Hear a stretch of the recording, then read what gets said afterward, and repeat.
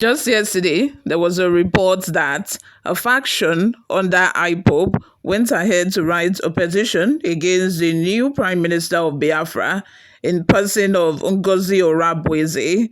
This group are alleging that Ngozi Orabueze has followed in the footsteps of Simon Ekpa, that she has also, started dishing out insightful comments on video to their followers in the southeastern part of the country.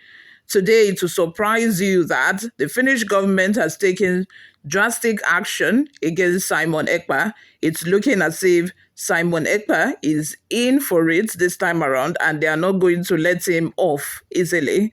Before we delve right into the details of today's news, if this is your first time here or you have not subscribed to this channel, what are you doing? Please go ahead and subscribe, like this video, also leave your opinions in the comment section below as well.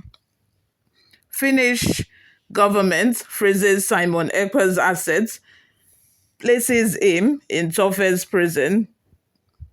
Finnish authorities have frozen the assets of Simon Ekpa, the self-proclaimed Biafran agitator. Ekpa, who is facing allegations of terrorism-related activities, has been detained for several weeks.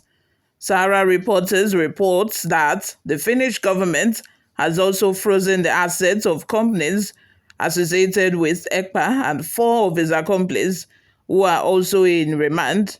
According to the report, a local newspaper, Yale, confirmed the development, further stating that Simon Ekpa is being held in Kleomakoski, Vankila, which is reputed to be one of the world's toughest prisons.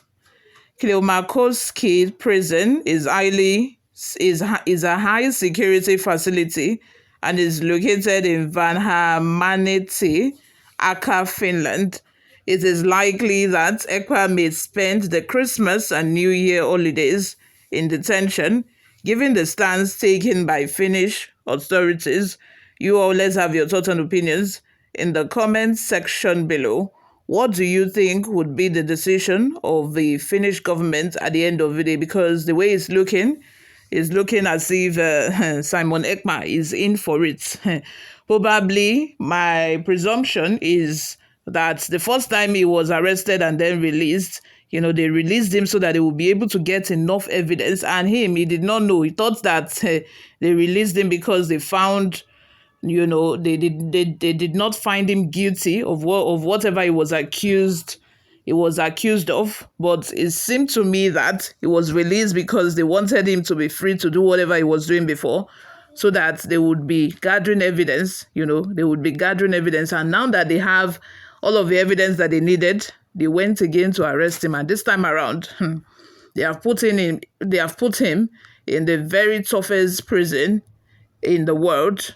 You can imagine that, which means I don't think that it's going to be let go anytime soon. But we are going to be watching, and I'm here to be bringing you, updates each time it drops. Before we go, guys, let's take a look at some of the reactions we got online. John says, as an Igbo man, I am so happy that scammer called Simon Ekpa has been apprehended. Wasting the blood of innocent Igbo people can never be a way to achieve Biafra, while he continues to enjoy life with his own family in a peaceful country of Finland. This is the same opinion I have always expressed, but it seems to me like some other people feel like, oh, that is not it. That, it needs to be violent. It needs to be by force. That freedom is not just given. It has to be snatched. It has to be taken. We know that. We understand that. But at the same time, you cannot be in Finland and be wreaking havoc here in the country, asking those IPOB soldiers to go ahead and kill soldiers, to kill any uniformed men they see. And at the end of the day, those soldiers will come back and start retaliating, and it is innocent people that will get killed at the end of the day. Meanwhile, the perpetrator, the one that has been inciting all of the violence, is all the way in Finland, in a secure house, in a secure home with him and his family, and his wife, and you are here causing violence. Sit at home every Monday. People cannot rest. People cannot go about their daily activities. Even when you think that you don't want to sit at home, you want to go out, you can still get killed for it. You can imagine. And this is even coming from an Igbo man. According to him, he says he's an Igbo man, but he knows that Simon Ekpa is a scammer. And this is the same thing I've always said. I feel like, when situations like this happen, where there are agitations and all of this, there are some people that are in it for their selfish gain, for what they are going to gain from it. People like Nnamdi Kanu is the one that is actually fighting for Biafra, is the one that has the interests of the people at heart. Nnamdi Kanu himself has said, I don't want sit at home. Please put an end to this sit at home. Maybe the sit at home is for Nnamdi Kanu. The person you are doing it for is now saying that don't do it, I don't want it. But yet you insist. And you keep gathering money, millions of naira given to him. And where is the money going to? How has the money been utilized for the betterment of Biafra? Those are the questions that people need to ask. He's just doing it. That is his full-time job. I don't even think he has any other job other than, being the Biafran prime minister. That is his full-time job, inciting people. He knows that that is how he will continue to have influence on people. If he does not incite, if he does not say all of these lies, there was a time that he said, Okonje Iweala, yes, that the woman is in full support of them or something like that. And later the woman came outside to say, no, I did not. Please, don't cobalize me. Or lies, just lies. If you really want to fight for your people, you really love your people, come to Nigeria and fight. I know that some people will argue that if he comes to Nigeria, he might get arrested. But now he has gotten arrested now. He's arrested, he's in prison right now. So what's the difference?